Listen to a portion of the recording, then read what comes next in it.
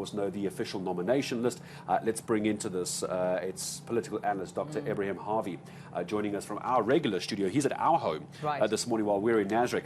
Ebrahim, good to have you with us on the show. I appreciate your time. I'm not sure how much sleep you've had. Yes. Of all the different positions that are being fought for, all the different nominations, what to you is the most interesting? I think we all knew it was going to be Cyril Ramaphosa versus Zweli Mkhize. But of all the positions contested, what do you think is the most interesting for you to follow? No, Gareth, by far the most important position in this electoral conference, naturally, would be the presidency. You know, who wins the presidency. That is the most important thing. The president of the ANC, and especially of the country's the executive powers, is quite huge. It's very powerful. So that is the key position, and that is what I've been most interested in.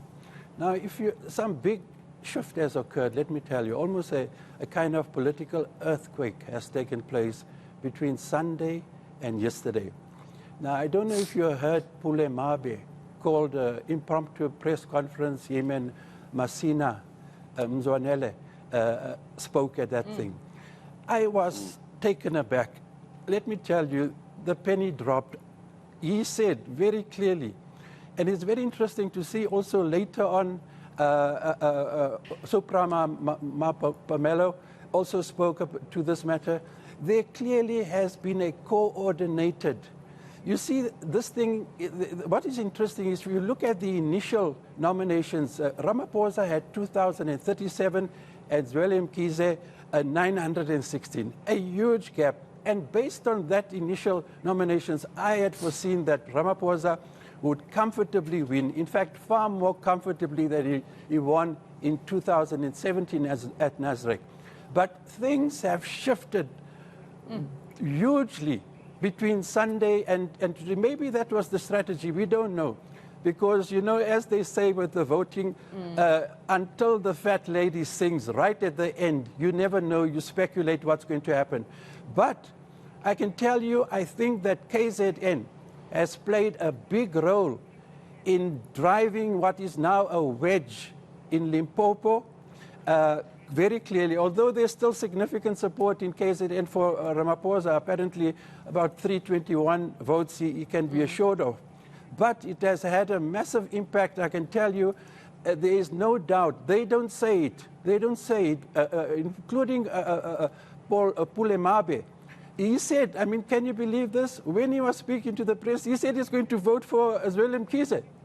I was taken aback. I couldn't believe it. I knew then that him and Masina and a number of other people, Suprama Pamelo, have definitely discussed this matter and the strategy that they're going to adopt. There is a big shift now. The quick question is a big shift towards Zweli Mkhize. There is no doubt about it. A huge shift has occurred. Whether it's going to be big enough, that shift, to dislodge Ramaphosa and to beat Ramaphosa, we'll hear later on, is the big question. But no doubt the rupturing of the REC of Limpopo had decided before this was Ramaphosa. Now it's ruptured right down the middle. There's a difference, there's a division there, as there is in KZN.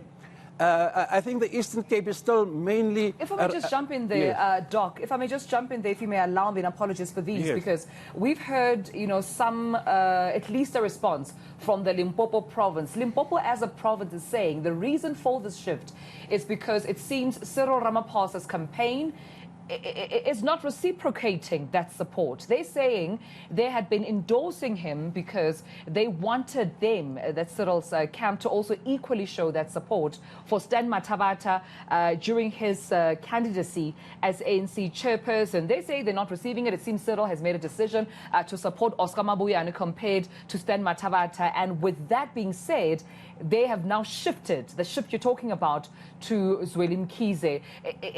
Is this more of a significant answer or consequence that we're seeing in this conference, where if you don't support me, why then should I support you? Yeah, no, I think aside from that quid pro quo, you know, about getting reciprocal support where they needed it, No, quite clearly, I think there's been a number of things that hasn't been articulated very clearly. If you listen to the interviews yesterday that a number of people, Supra also had, they are speaking increasingly about the state of affairs in the country. They are speaking about the increase in black poverty, unemployment, inequality, and they're saying that a major shift has to occur. And I couldn't believe it when I heard Pule Mabe say, you know, sounding like the RET faction. He speaks of radical economic transformation. We thought that belonged, that narrative, to KZN, Zuma, and those people. He is now speaking that.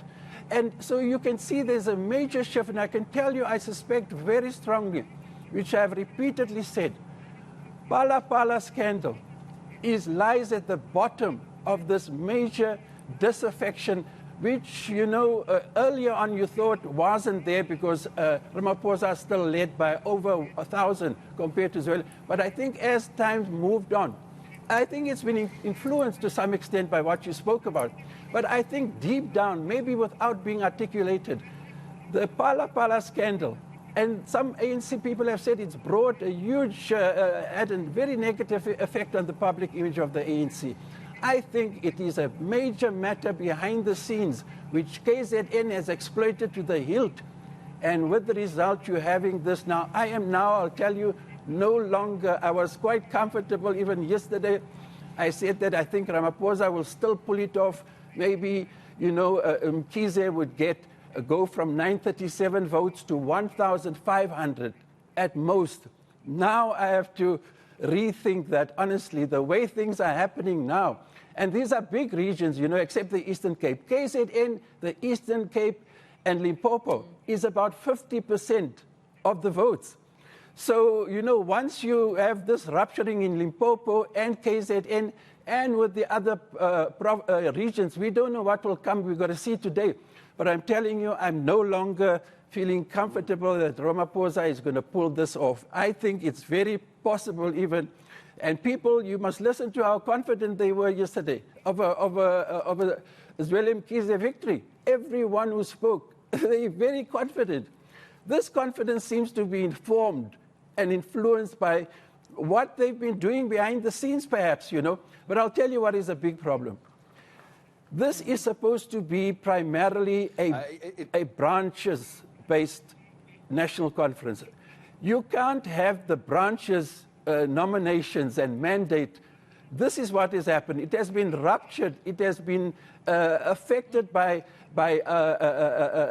debates and strategizing to get Ramaphosa to lose the election for president and Zweli Mkhize.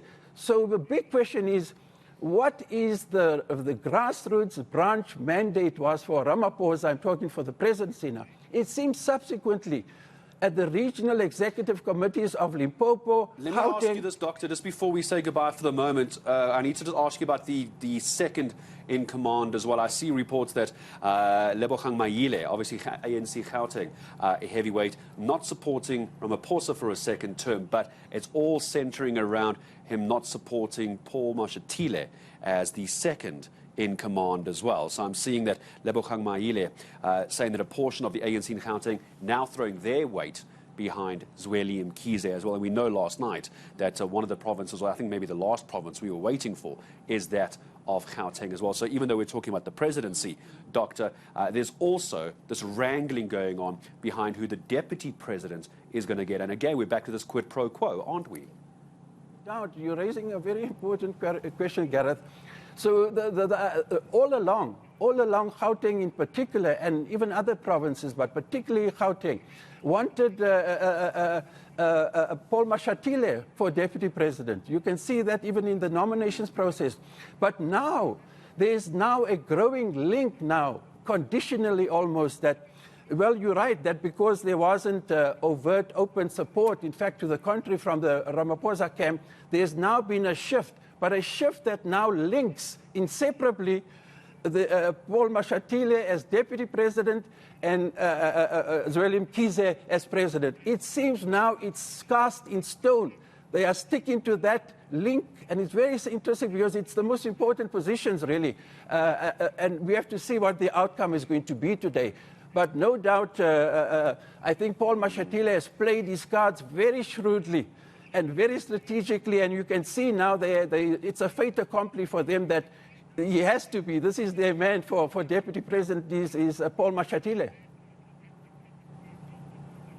Right. We'll leave it there, and I appreciate you, of course, speaking to us, Dr. Ibrahim Harvey, delving into this past weekend's developments. So much has happened in terms of that shift that Dr. Harvey was referring to. It could be a shift in decline of nominations. It could be a shift in withdrawals, as we have seen in as far as Mzwandile Masina is concerned. We could see that shift in as far as Andile Lungisa is concerned. I mean, he was almost disqualified because of that suspension from the organization. There's so much happen also in terms of provinces now are shifting, their support from one candidate to another, thus compromising, the number of votes. And one particular ANC rep yesterday during an interview said the delays that we're seeing are due to the numbers not numbering. That's why not numbering. They're not numbering. Oh, that's where we are. That's now. where we are right the now. Numbers are numbering here at Nasrec. It's going to be a problem because you're right. It's the shift as well, but it's also someone suggesting a shift in loyalty even within a province. Some of those who came here with a very clear plan from their branch level now at Nasrec going, maybe this is not what we actually should be doing as a branch. I know we decided this, but maybe what we're seeing here now, this isn't the way to go. So even within provinces, we're seeing the shift and the split. But there's a lot to talk about. Grab yourself a cup of coffee, a strong one. You're going to need it for 7 o'clock when we come back.